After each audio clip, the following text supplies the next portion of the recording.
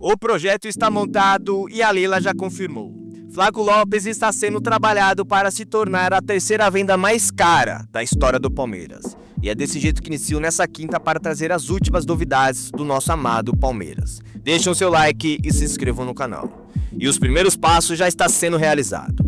O atacante que destruiu na partida de ontem contra o Vasco, fazendo chover no Allianz Parque, vai ser convocado pela segunda vez consecutiva para a seleção argentina, onde ele vai ter a missão de buscar a sua valorização até a Copa do Mundo. E pelas notícias que estão chegando da imprensa argentina nessa quinta, o técnico Scaloni já está decidido de convocar o atacante para ser a grande referência desse ataque, e essas próximas duas partidas amistosas que a seleção argentina vai ter, pode definir tudo sobre a ida do Flaco para a Copa de 2026. E o atacante pela primeira vez será utilizado pelo técnico, que viu dos camarotes do Monumental de Nunes o seu sucesso, que precisa ser aproveitado agora na seleção. E ainda sobre a notícia que vem da Argentina, a convocação do Giai não está descartada, o lateral que está voltando aos poucos a atuar no time vem chamando a atenção do futebol argentino, e pela primeira vez na história poderemos ver dois jogadores do nosso elenco atuando na seleção argentina. E até que o Flaco só recebeu uma forte sondagem do futebol árabe, o Al Hilal tinha a intenção de contratá-lo, porém, essa recente valorização no seu contrato barrou as possibilidades. Está para ser revelado de mais clubes que estão fazendo sondagens por ele. Se especularam nesses últimos dias de que algum clube da Inglaterra teria um interesse na sua contratação, mas não vamos entrar em detalhes porque é só boatos, e temos que trazer aqui fatos para vocês. E complementando aqui tudo o que você precisa saber, essas duas renovações que aconteceu do Flaco até o final de 2029 e do Giai até o final de 2030 foram feitas justamente visando a valorização dos jogadores. E trazendo aqui uma notícia mais importante, agora envolvendo o Flaco, já está decidido. Se o atacante conseguir a sua vaga para a Copa do Mundo, ele será provavelmente vendido após o torneio.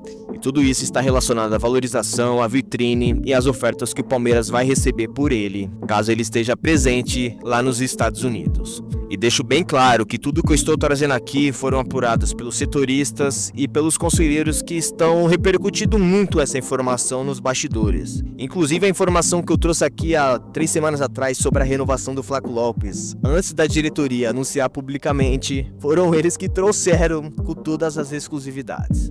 E a minha torcida é para que tudo isso dê errado e o Flaco continue aqui até o final de 2029, porque ele tem que ganhar uma Libertadores, Brasileiro e fazer a sua história aqui antes de sair. E vocês também têm essa mesma opinião? Comentem aí.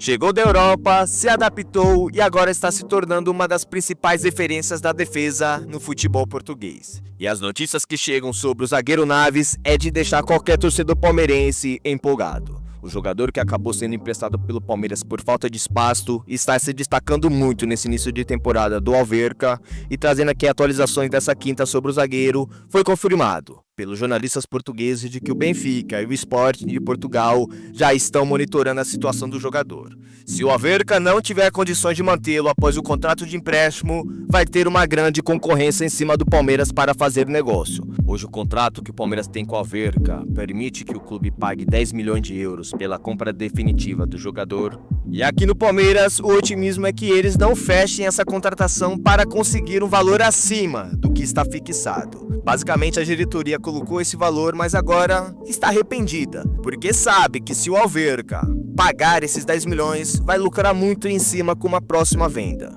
E nas redes sociais a torcida do Benfica, que está um pouco chateada com o futebol do Richard Rios, pelos valores que o Palmeiras pediu para liberar o jogador, está se perguntando como que a gente liberou ele por um valor tão baixo assim.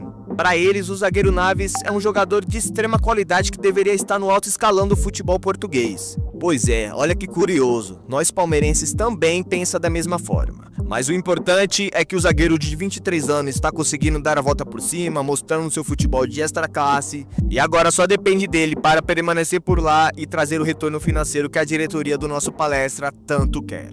E eu sei que você, torcedor, aí nos comentários vai dizer: eu avisei que isso iria acontecer. E vocês estão certos, porque o Naves tem qualidade sim.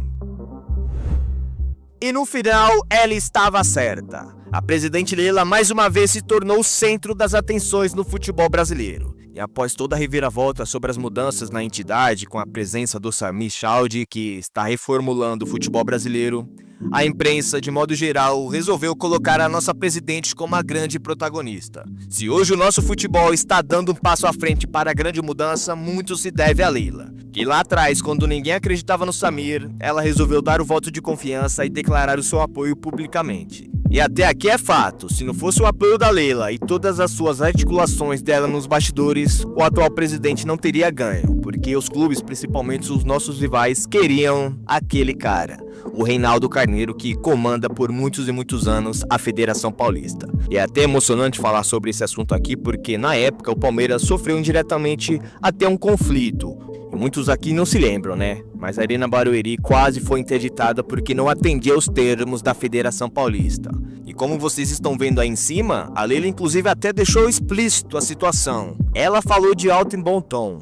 É uma suposta retaliação que todos nós sabemos como funciona. E agora trazendo aqui as expectativas do que está sendo colocada nessas novas mudanças, já nesse próximo mês de novembro vamos ter uma atualização envolvendo o fair play financeiro. A impressão que fica é, se o Corinthians está apreensivo, aqui no Palmeiras é só alegria. A Leila que continue assim porque ela está fazendo história.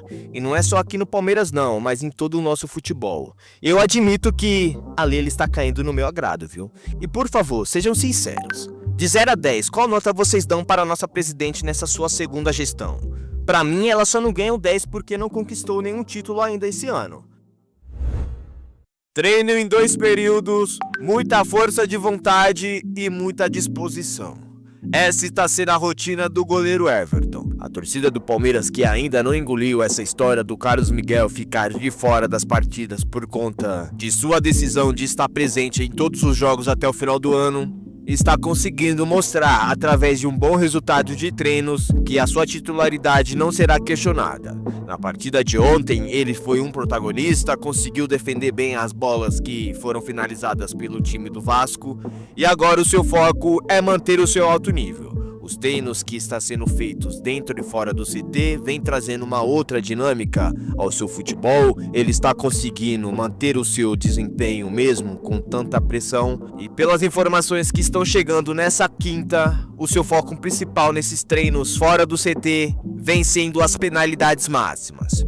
O goleiro experiente, que tem uma história linda com o manto do Palmeiras, tem noção de que nessa Libertadores pode ter sim uma possível fase de pênaltis. E para evitar qualquer vexame ou ondas de críticas caso isso aconteça, ele já está sendo bem treinado. Ainda na notícia foi ventilada a possibilidade de um ex-goleiro aqui do Palmeiras, conhecido, o tal Veloso, de estar treinando ele, mas não foi revelado, isso aí é boatos. Mas o que importa mesmo, que deixa de mensagem através dessas notícias, é que o goleiro está treinando, merece o nosso apoio, independente das críticas que ele teve e continua recebendo nas redes sociais. Nós somos uma família, temos que ter em mente que todo jogador que entra em campo com o nosso manto precisa do nosso apoio. E o Everton, siga em frente, você com alto nível, vamos apoiar até o final. E vocês também têm esse mesmo pensamento? Temos que apoiar o goleiro independente da fase que o Carlos Miguel está apresentando nos treinos?